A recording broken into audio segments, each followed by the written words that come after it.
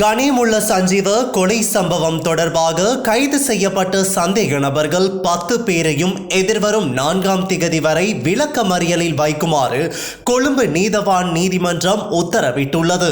விளக்கமறியலில் வைக்கப்பட்டுள்ள இந்த சந்தேக நபர்கள் இன்று ஸ்கைப் தொழில்நுட்பத்தின் மூலம் கொழும்பு தலைமை நீதவான் தனுஜா லக்மாலி முன் முன்னிலைப்படுத்தப்பட்டனர்.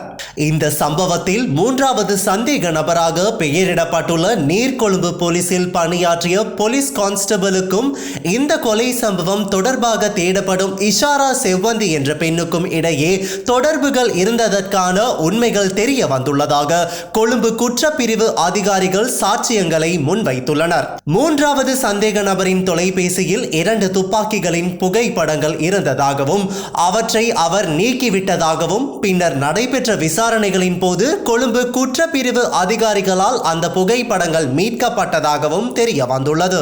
புகைப்படங்களில் உள்ள துப்பாக்கிகளில் ஒன்று துப்பாக்கி சூட்டில் பயன்படுத்தப்பட்ட துப்பாக்கியாக இருக்கலாம் என்று சந்தேகிக்கப்படுவதாகவும் மற்ற துப்பாக்கி குறித்து மேலும் விசாரணைகள் நடத்தப்பட்டு வருவதாகவும் போலீசார் தெரிவித்துள்ளனர். இந்த சம்பவம் தொடர்பாக இதுவரை சுமார் 55 பேரிடம் விசாரணை நடத்தி வாக்குமூலங்களை பதிவு செய்துள்ளதாகவும் மேலும் 25 ஆதாரங்கள் அரசு நிறுவனங்களில் இருந்து சேகரிக்கப்பட்டுள்ளதாகவும் போலீசார் தெரிவித்துள்ளனர். இந்த சம்பவம் தொடர்பாக கைது செய்யப்பட்ட அதுருகிரிய போலீசில் பணியாற்றிய அதிகாரிக்கு எதிராக நேரடி ஆதாரங்கள் கிடைத்துள்ளதாகவும் போலீசார் தெரிவித்துள்ளனர்.